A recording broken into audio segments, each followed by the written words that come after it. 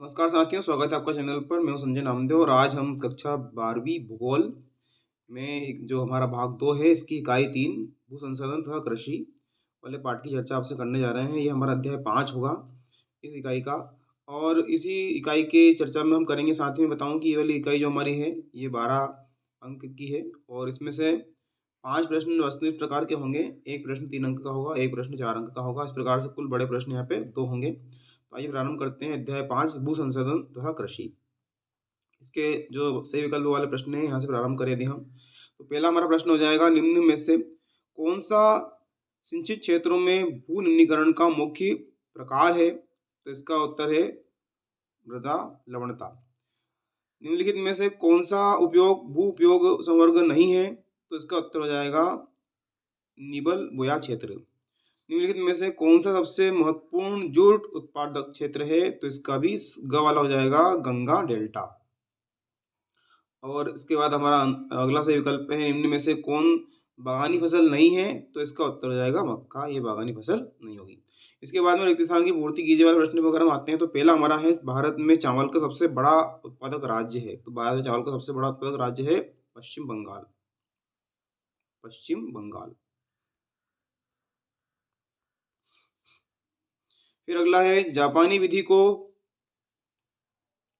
कौन सी विधि कहते हैं? इसे आप हमें बताएंगे कमेंट बॉक्स में लिख करके, आपको बताना होगा, फिर नहीं तो हम बताएंगे, है ना। भारत में गन्ना उत्पादन में प्रथम राज्य? तो उत्तर प्रदेश। उत्तर प्रदेश हो जाएगा। भारत का सर्वाधिक सोयाबीन उत्पादक राज्य है? तो यह है मध्य प्रदेश। सोयाबीन जो है वो मध्य प्रदेश में उत्पादित होता है।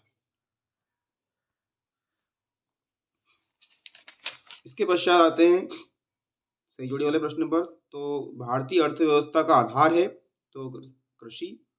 नगद फसल जो होती है, तो इसका जो उत्तर हो जाएगा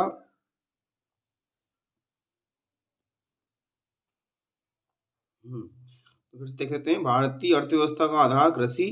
नगद फसल हमारी कपास की हो जाएगी और चावल का कटोरा, धान का कटोरा छत्तीसगढ़ कहलाता है और कॉफी की जो किस्म है वो अरेबिका हो जाती है। इस तरह से फिर हमारा आते हैं सत्य सत्य वाले प्रश्न, इनकी चर्चा हम करें दी। तो पहला हमारा है, गेहूं की कृषि में मानव श्रम अधिक लगता है? तो ये हमारा सत्य है। भारतीय कृषि मानसून पर निर्भर करती है? बिल्कुल सत्य है। चाय मुद्रा दायनी फसल नहीं है? तो चाय मुद्रा दायनी फसल नहीं है, ये भी सत्य है। और कपास के उत्पादन में भारत का विश्व में सर्वप्रथम स्थान है? तो ये असत्य है। एक शब्द एक वाक्य में उत्तर दीजिए वाले प्रश्न से स्टार्ट करें, तो भारत का सुनहरा रेशा किस फसल को कहा जाता है? तो उसे कहा जाता है जूह। जूह हो जाएगा, पहले वाले में आ जाएगा जूह। इसके पश्चात स्थानांतरी कृषि को भारत में किस नाम से जाना जाता है? तो उसे झूमिंग, झूम कृषि, झूमिंग कहते हैं, झूम कृषि भी कहते हैं, झूम कृषि के नाम से भी उसे जाना जाता है। भारत में कृषि भूमि का वितरण किस प्रकार का है? तो क्षेत्रफल आ जाएगा यहाँ पर, क्षेत्रफल के आधार पर भूमि का वितरण होता है। फिर भारत में फसल सकल घरेलू उत्पाद में किस सेक्टर का योगदान सर्वाधिक है? तो सेवा क्षेत्र का। सेवा क्षेत्र का योगदान है, सेवा क्षेत्र यहाँ पे लिखते हैं। इसके बाद में हमारे 3 अंक के और 4 अंक के प्रश्न हैं, आइए इन्हें देख लेते हैं। तो 3 अंक का पहला प्रश्न, भारत में कृषि की प्रमुख 3 समस्याएं। तो भारत देश में कृषि की प्रमुख समस्याएं अनियमित मानसून पर निर्भरता, कृषि फसलों को निम्न उत्पादन, वित्तीय संसाधनों की बाध्यताएं एवं ऋणग्रस्तता, भूमि सुधारों में कमी, खेतों का छोटा आकार, खंडन जोत, वाणिज्य कर का अभाव, व्यापक अल्प बेरोजगारी तथा कृषि योग्य भूमि का निम्नीकरण। अगला हो जाएगा, भारत में कृषि उत्पादन को बढ़ाने के लिए कोई 3 उपाय। तो उसके उपाय निम्न है। आइए, व्यापारिक कृषि फसलों की जगह खाद्यान्नों के उत्पादन पर ध्यान, कृषि गहनता को बढ़ाना, कृषि योग्य बंजर भूमि प्रति भूमि को कृषि भूमि में बदलना, कृषि उत्पादन बढ़ाने के लिए गहन कृषि चिंता कार्यक्रम तथा गहन कृषि क्षेत्र तथा गहन क्षेत्र कृषि क्षेत्र कार्यक्रम को लागू करना, अकाल से निपटने के लिए खाद्यान्नों का आयात करना, अधिक उपज देने वाले उन्नत बीजों का प्रयोग करना, सिंचाई की बड़ी तथा लघु योजनाएं क्रियान्वित करना, कृषि की न्यूनतम प्रौद्योगिकी तथा कृषि अनुसंधान पर बल देना, रासायनिक उर्वरक कीटनाशकों कृषि यंत्रों तथा कृषि आधारित उद्योगों का विकास करना। इस तरह से हरित क्रांति को अपनाकर अधिक अन्न उत्पादन के लक्ष्य को पूरा करना।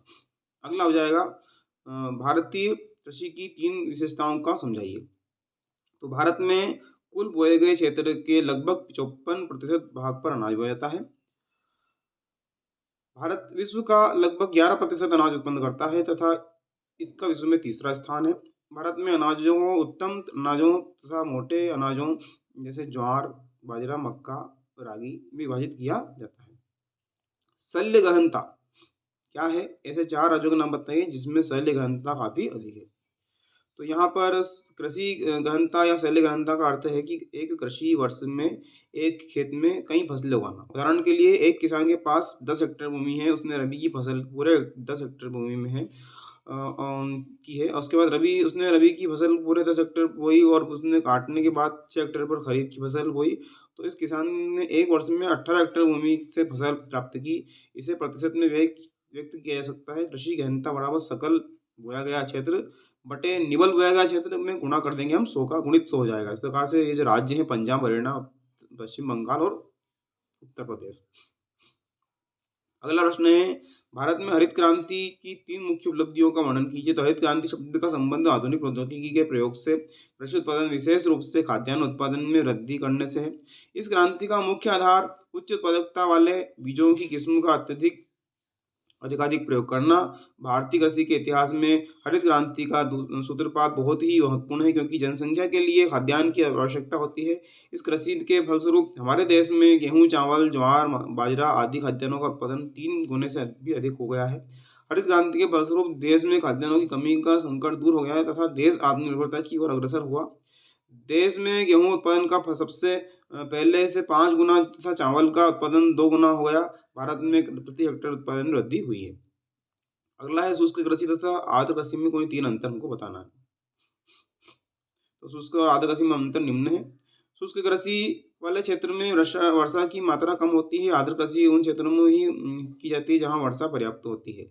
वर्षा की मात्रा 50 सेंटीमीटर से 75 सेंटीमीटर के बीच होती है शुष्क में, और आर्द्र में 150 से 200 सेंटीमीटर तक होती है। शुष्क में फसलें बोई जाती है जिन्हें कम पानी की आवश्यकता होती है, जैसे ज्वार, मक्का, बाजरा, तिलहन। और आर्द्र में ऐसी फसल बोई जाती है जहाँ अधिक पानी की आवश्यकता होती है, जैसे चावल, रबर, चाय। शुष्क कृषि पंजाब, राजस्थान, गुजरात, महाराष्ट्र आदि में शुष्क कृषि होती है, और जो केरल, पश्चिम बंगाल तथा असम आदि राज्यों में आर्द्र कृषि होती है। इस तरह से हमारे 3 नंबर वाले प्रश्न, यहाँ पे 4 नंबर वाला प्रश्न शुरू होते हैं। थोड़े बड़े प्रश्न होंगे। भारत में चावल के उत्पादन के लिए अनुकूल भौगोलिक दशाओं का तथा उत्पादन क्षेत्रों का वर्णन कीजिए। अब यहाँ से मैं स्क्रॉल करके दिखाऊंगा जिन्हें आपको स्क्रीनशॉट लेना होगा। तो इसका पहला वाला पॉइंट हमारा है तापमान, दूसरा है वर्षा, तीसरा मिट्टी, स्क्रॉल करूंगा मैं, वीडियो को रोक करके स्क्रीनशॉट ले लीजिएगा, धरातल, श्रम, उर्वरक, इसके पश्चात उत्पादन और क्षेत्र। अगला प्रश्न है भारत में गेहूं के उत्पादन के लिए अनुकूल भौगोलिक दशाओं का वर्णन कीजिए। तो भारत में गेहूं दूसरी सबसे महत्वपूर्ण खाद्यान्न फसल है। इसे देख लेते हैं। इसका पहला पॉइंट हो जाएगा तापमान, वर्षा, मिट्टी, धरातल,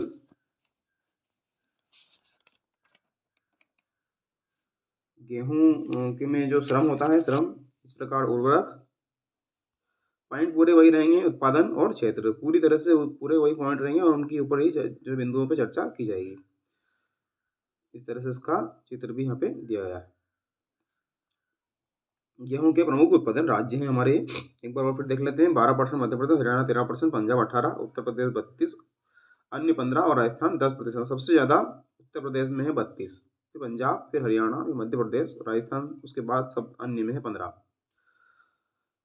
अगला हमारा प्रश्न है चाय अथवा कपास उत्पादन के लिए अनुकूल भौगोलिक दशाओं का वर्णन कीजिए। तो कपास एक रेशा देने वाली फसल है। यह फसल उच्च प्रदेशों की उपज तथा खरीफ की फसल है। कपास की कृषि की उपज की दशाएं हैं। इसका भी यही पॉइंट रहेंगे, तापमान पहला, वर्षा, मिट्टी, धरातल, क्रम, उर्वरक, कपास की किस्में, ये किस्म हो जाएगी कपास की, और क्षेत्र। इस तरह से यहाँ से अब हमारा चाय वाला शुरू हो जाता है। ये चाय वाला पॉइंट है। 2 प्रश्न बनते हैं वैसे यहाँ पर एक ही प्रश्न में बता दिया गया है। इसे अलग अलग अगर आता है तो अलग अलग कर देंगे। तापमान इसके लिए, चाय के लिए, वर्षा, मिट्टी, धरातल, फिर श्रम, उर्वरक, उत्पादन,